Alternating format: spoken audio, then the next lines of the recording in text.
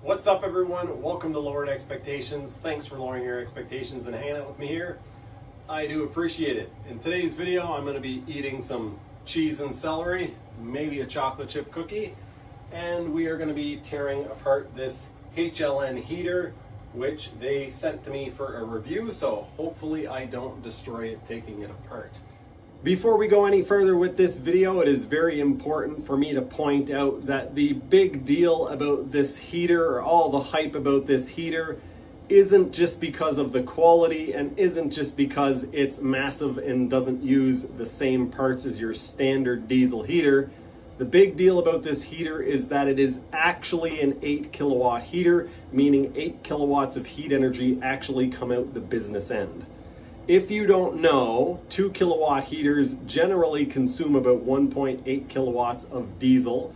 5 kilowatt heaters are the closest, consuming between 5 kilowatts and 5.5 kilowatts of fuel. And 8 kilowatt heaters actually only consume about the same as a 5 kilowatt, between 5 and 5.5 kilowatts of diesel fuel. So the maximum amount of fuel energy they are consuming is 5, but they claim to be 8 kilowatt heaters. This heater, as you will see later in the video, the ECU is labeled as consuming 0.9 liters or 900 milliliters of fuel in an hour, which is 9 kilowatts of fuel. So this heater has the potential to produce somewhere around 9 to 10 kilowatts if we're playing by the same rules as the other companies. But HLN decides to actually be more honest than that and tell you not how much fuel energy it's consuming, but how much heat energy is actually being pumped into your space. So a true 8 kilowatt heater, this is game changing. In the unboxing video, I did already remove the gasket and this silicone gasket, I guess, 2 different gaskets. Somebody pointed out in the live stream that the paper gasket was likely to shield heat, and so that went on first against the body of the heater. And then this one is an isolation or insulator to cut down on vibration and also stop heat transfer. But this kind of, we suspect, is to stop from the heat damaging this and from transferring through as well. One thing that I didn't point out in the unboxing, I found a couple of pieces of plastic inside of the bag when I pulled it out of the heater. And then later I found this, and that's actually a piece that's supposed to go in on the inlet right in front of where the fan is. And yeah, I don't know if something bumped it in shipping, or when I went to pick it up I might have pushed my hand in and broke it. It's not going to affect anything at all. In fact, I'm just going to throw it right in the garbage. But I thought I would share that with you guys. Ordinarily, there's a nut that threads on, and it acts as a screen on the 5 kilowatt, 8 kilowatt, 2 kilowatt versions of these. I say those numbers loosely because this is a true 8 kilowatt, where the other 8 kilowatt heaters are actually more like 5 kilowatt. 5 kilowatts are 5 kilowatt, and the 2 kilowatts are more like 1.8 kilowatts. Anyway, I'm getting off topic. Hi, you joined us? We're gonna do some filming. You wanna be part of the filming? Good girl.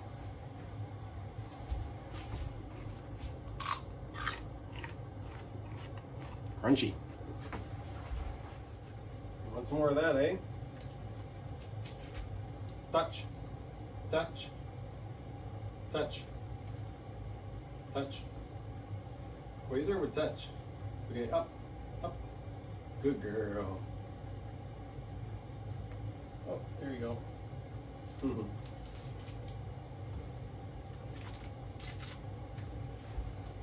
Okay, I'm gonna pull off the connector. Oh, you know what?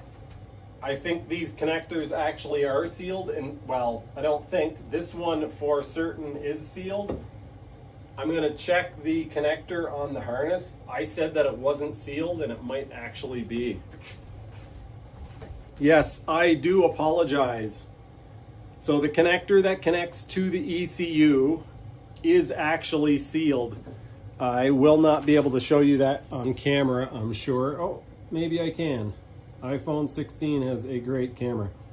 You may be able to see in along the bottom of the connector, you may be able to see on the left-hand side, there is an orange seal. So that is great. These are watertight connectors. This ECU is something like you'd see on a car or perhaps an ATV or snowmobile. This is the ECU. That's the information on it. And these are the connectors. You can see it is, hopefully you can see, it probably doesn't come across on camera actually. This might look like plastic, but that is actually aluminum. So yeah, an aluminum case. It does come apart. I'm gonna take it apart and see if there's a gasket or something. I wanna take a look inside there, see what's going on. Okay, let's take a look inside. Oh. Okay, so it's not sealed around here. That's kind of odd to me. I think if you were using this in Core Elements, you'd want to put some silicone or something around there. But circuit board looks very well built, and it is inside a protective aluminum case. I would have expected to see a gasket around here. It's quite well shielded from elements simply because this groove of the cover sits very deep into the groove in the case, but it would have been nice to have an O-ring or a seal or even some glue. If it had some glue, I wouldn't have taken it apart, but yeah, it's nice to be able to take a look inside. It looks like they just have this circuit board screwed to the aluminum case, which is nice. That means it's a nice big heat sink. Yeah, looks well built. I'm not an electronics guy, so I'm not going to pretend like I know what any of this stuff is, or even if it's super good quality or whatever. Anyway, I'm going to put this back together and not mess with it anymore. If you saw the live stream, you will know that the case is metal, and there is a big bracket that holds the ECU on. It's held on with Phillips screws. So I'm going to remove the Phillips screws and see what we find under there. These are all machine screws, so they go into threaded holes instead of just being like self-tappers, which is nicer to work with and probably means that this will go back together. You'll be able to take it apart and do maintenance on it without stripping screws out and stuff, with a little bit of care anyway. This is a very heavy-duty bracket for holding the ECU on. Seems a little overkill, but better to have overkill than not enough, I guess. With that bracket removed, we can see there's a bit of a cover here. I'll try to remove that, see what's going on. And also a couple of plugs. So that appears to be a temperature sensor. And up here there's some sort of cover, but it doesn't want to pull off, so I'm not going to force it. These nuts could very easily get lost. All right, this cover comes off, and underneath that cover it appears as though we have the glow plug. Here we have the glow plug connector. So it looks like you can do some maintenance on this without actually taking the covers, the metal covers, completely off, which is nice. If you guys have watched David McLucky's video, you will know that he accidentally broke the glow plug on his. Thankfully, he's showed us what can happen, so I will try not to let that happen to me.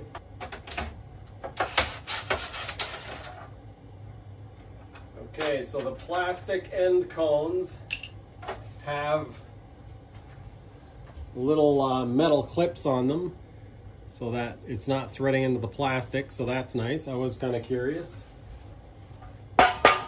This is a fairly thin sheet metal cover, and this plug looks like it covers another heat sensor. So it looks like there's a heat sensor here at the end of the exchanger and one here at the burn chamber.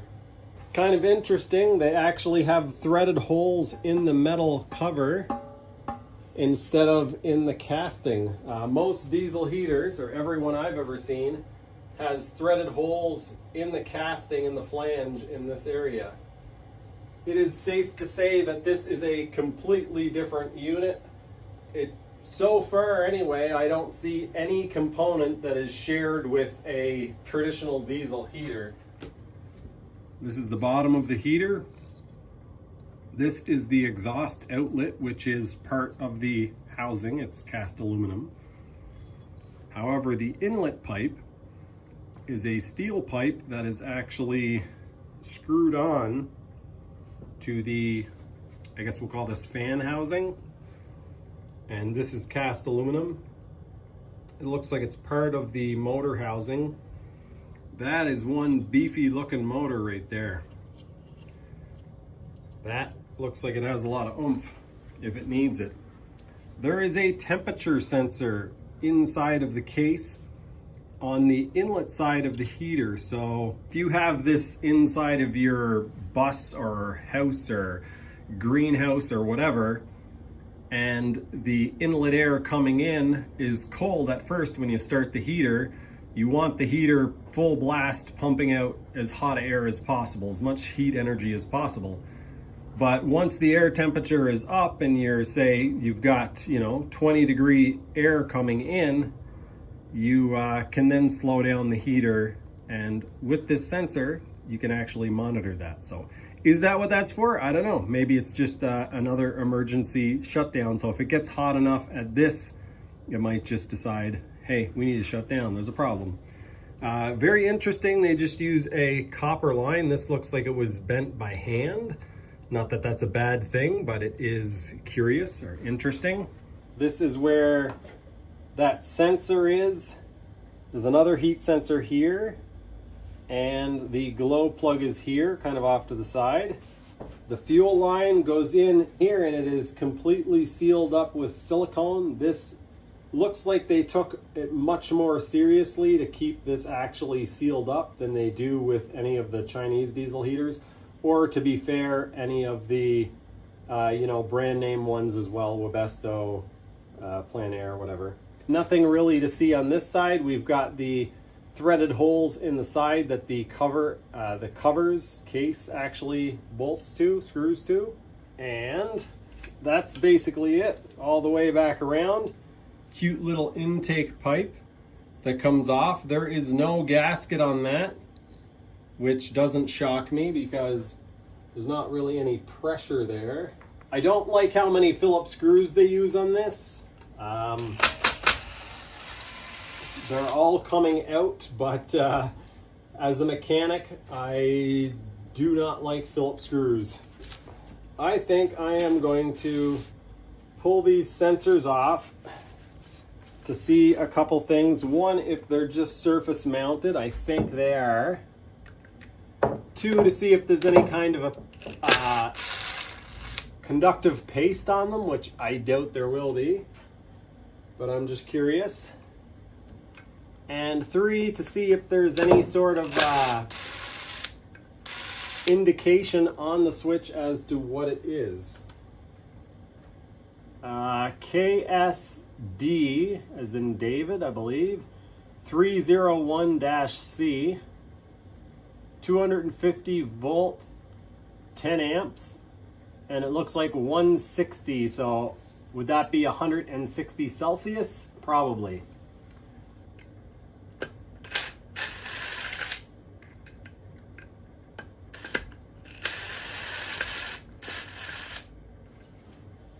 So we have another sensor. This one does not have any writing on it, or at least not there. Yeah, this one doesn't have any writing on it that I can see. Came off without breaking the gasket. That is good news. It does use one brushless motor to actually power both fans, so they are on the same shaft. The other brushless heater that I tested last year had two separate motors. So one controls the combustion fan and one controlled the, what do you call it? Heating air fan? Whatever you want to call this. Either way, this is a beefy unit. I don't see there being problems with this, and that is quite the fan right there. I don't think there's anything else really to look at than this. The fan does bolt on. So the fans on the other heaters actually just press on both sides. You just push them on by hand. This one looks like it is either melted in place or pressed on. I'm not going to try to pull it off. I'm just going to set this stuff aside. Looks like there might be some balancing weights on the fan. That is very, yeah, thoughtful if they have. You can see there's two clips there and then one clip there, a metal clip. So it actually looks like they went through the trouble of balancing the fan. That's cool. I have not looked inside here yet, so let's look at that together and see what's happening in there. I am curious to see what's going on. Okay, we've got more Phillips screws. Again, they're using 3 instead of 4.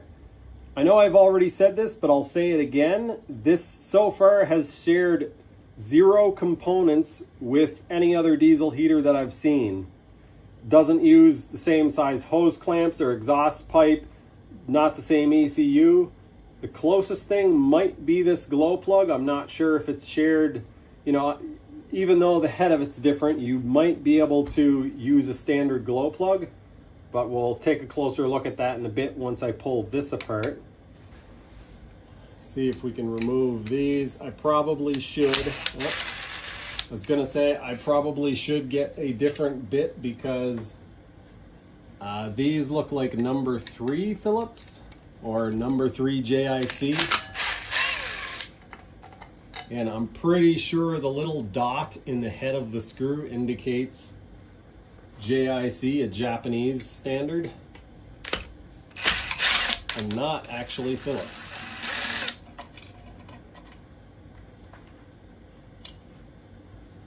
Very interesting. Okay, so this is just a baffle or cover. I don't know what you want to call that, but I don't know what HLN calls it. Okay, so there is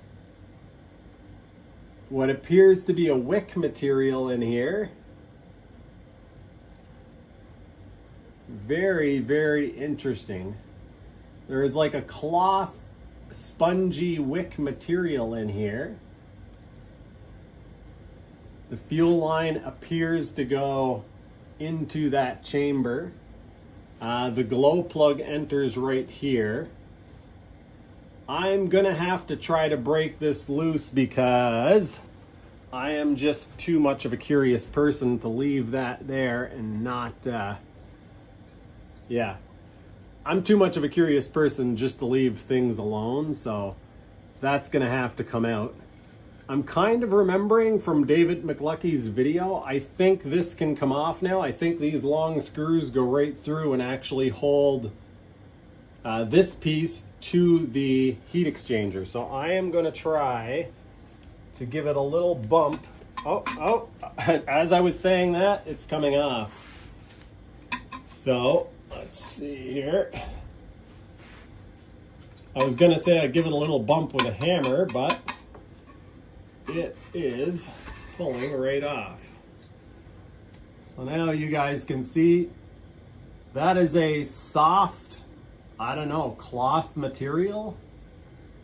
And this is what the burn chamber looks like. That's the glow plug, and where it enters is right there. That is a long burn tube. What a beast. The length of this is 9 1/4 inches, which is 235, it looks like. I went and grabbed a wrench for the glow plug, I don't know what you call this, glow plug bung. So the glow plug actually threads into this piece. It is a 24mm wrench. The bung is installed with a copper lined washer that has, looks like a fiberglass piece inside of it. So it's designed to seal up really well. And this is the glow plug.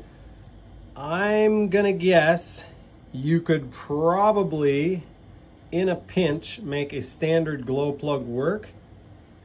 I would really like to see it if they included a wrench so that you could remove that, because a standard glow plug wrench won't get that out. And yeah, I'm really not sure how you would get that out of there. You definitely would need a special wrench to do it. Before we take a closer look at the burn chamber, we're going to take a quick look at the exchanger, because there's not a whole lot going on. The quality looks exceptional, the quality of the casting and whatnot. And they do machine down the face here where the, I guess, chamber section attaches. They use a rubber gasket around here.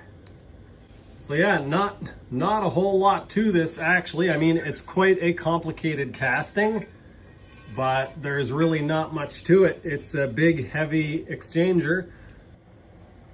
So 7.7 pounds, 3.5 kilograms just for the heat exchanger. That's pretty intense. This part, which we'll refer to as the burn chamber, is actually quite light. It's basically a metal tube and then, yeah, this aluminum casting. The burn tube does not remove from the casting. It doesn't look like there's any way to pull it out at all. It has this stamping in it. I don't know what that means. Maybe somebody can translate or decipher. However, it does have this number on the side of the tube as well. So maybe some of you internet wizards can look around and see if this is available or what the deal is. Camera's having a hard time here. This piece in the center sticks out probably twice as far as the one in your standard heater. That's where the air actually comes in, through a bunch of little holes. In the standard chamber, they are slots, and this one's holes. I'm going to flip this around now and give you a look at the other side of that. You can see now, there's the holes where the air actually comes in, and there's the other end of the thing that we were just looking at. You can see there's holes, but then there's also grooves down at the bottom. So it looks like, yeah, they're trying to control the flow, but they're also trying to make sure enough flows in around the end there. Just like in the standard diesel heater, there is a flame initiation hole. I don't know if you guys can see it up here. That is the flame initiation hole where the intake combustion air goes through there and into the glow plug area. If we flip this around, you can see it actually comes through there in the threaded area. And that's where the air would come in to start the combustion process around the glow plug. As I was saying that, I reached my finger in and pulled out this screen. So I literally just put my finger in and gave a little tug, and this mesh came out. So this is your glow plug mesh, which is quite a bit larger and interestingly completely open on the end. I guess that's the same as the other diesel heaters, but it has this ring on it, makes it very easy to remove. And now maybe we can take a bit of a closer look down in there, which is what I was trying to do when I pulled the mesh out. Unfortunately, it doesn't look like we're going to be able to see a whole lot down inside there. We can see where the fuel line enters. That is the area right there where the fuel drools in. And for reference, just so there's no confusion, this is the bottom of the heater. The fuel on this enters at the top. The glow plug is kind of at the top off to the side. And so the fuel enters in and just dribbles down into the burn area through the mesh, of course. I think I may have said in this video that I was going to attempt to remove this padding or wick material, whatever it is. And I started to attempt to do that, and it immediately started to break away or break apart. So I don't think I'm going to, yeah, it doesn't go in very far. It is only, yeah, it's not maybe 3/16 of an inch thick. It's not very thick. And yeah, if I try to remove it, oh,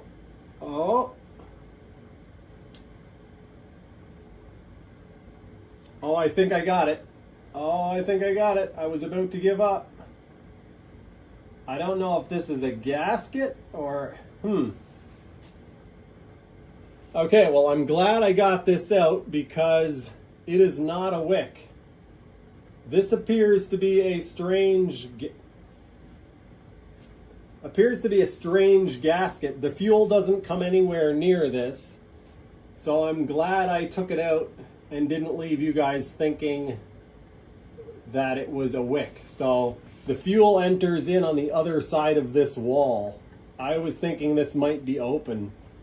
What's kind of shocking to me about this, I'm going to put this in place just so there's less confusion.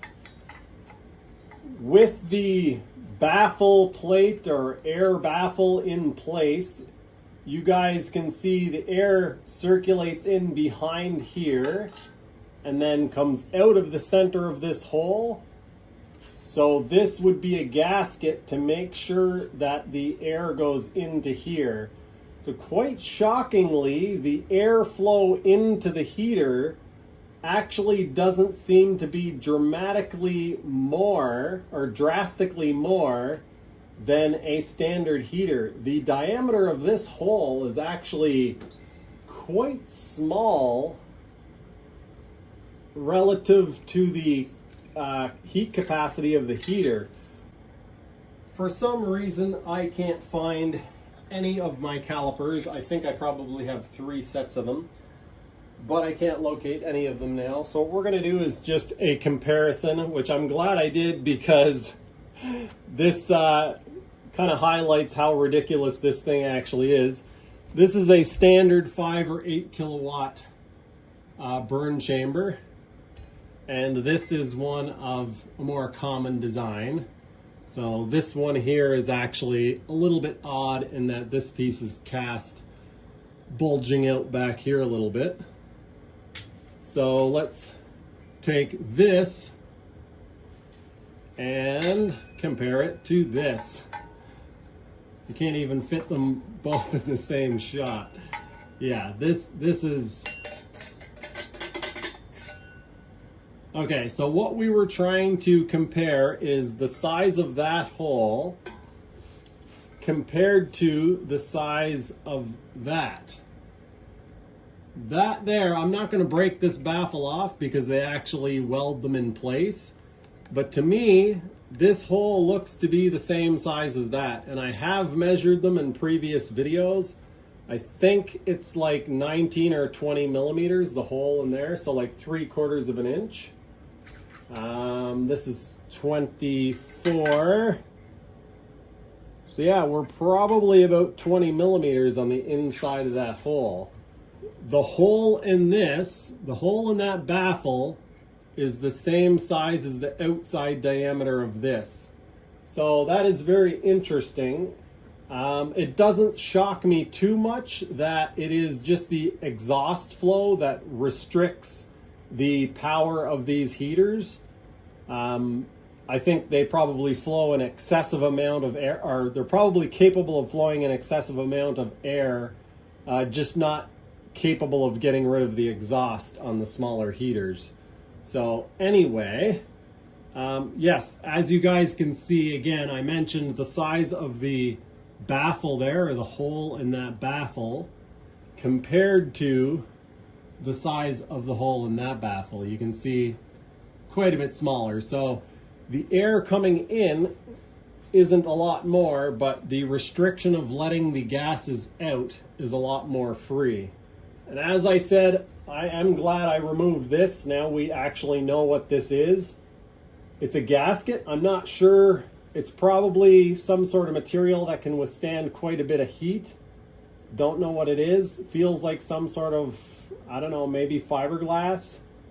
So I'm going to put it back in and put this thing together. If I see anything strange or noteworthy while I'm putting it back together, I will let you guys know. Otherwise, we'll just come back at the end and yeah, talk about what is next for this heater. Well, there you have it, folks. A very interesting diesel heater teardown. As far as I can tell, this shares no components with any of your standard diesel heaters, whether it's a 2 kilowatt, 5 kilowatt, or 8 kilowatt, which none of them really are actually what they claim to be, but that's neither here nor there. If you guys have anything to add, if you have any questions about this heater, if you would like me to do something specific with it, then let me know down in the comments section. Get on down there and yeah, we'll have some fun with this together. Probably the next thing I'm going to do is fire it up and do some heat testing. I'm not actually going to try to like measure heat output as far as BTUs or kilowatts actual power. So what I'll probably do is just see how long it takes to heat my bus from, you know, freezing temperature up to a reasonable temperature, and perhaps compare that against my bus heaters. So if you're watching this video and you've come to my channel without seeing any of my other videos, this is my bus, and I have two 5 kilowatt or two 8 kilowatt diesel heaters from Viver. I quite like them. I have those heaters to compare it to, so maybe what we can do on a day is basically warm the bus up with two of my heaters and then compare it to this single heater and see what, yeah, see how much quicker or how much slower one is from the other.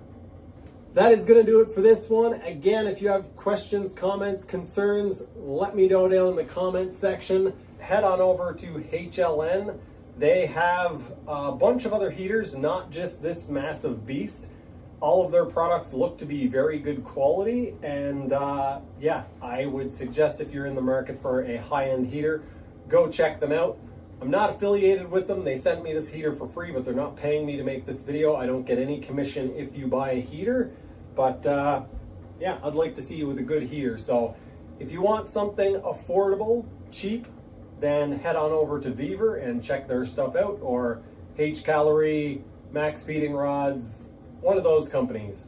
But if you're looking for something that is top-notch quality, yeah, this looks like an unbeatable product, especially for the price. That's going to do it for this one. Thank you so much for watching, and I'll see you next time.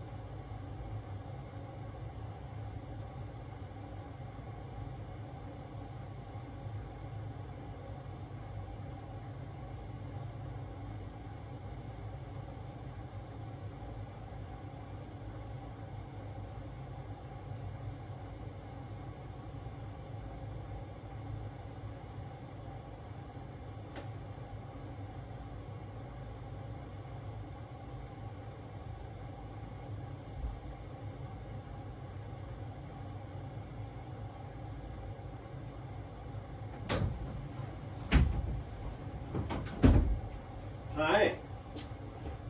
You don't like celery, do you? Good girl. Okay.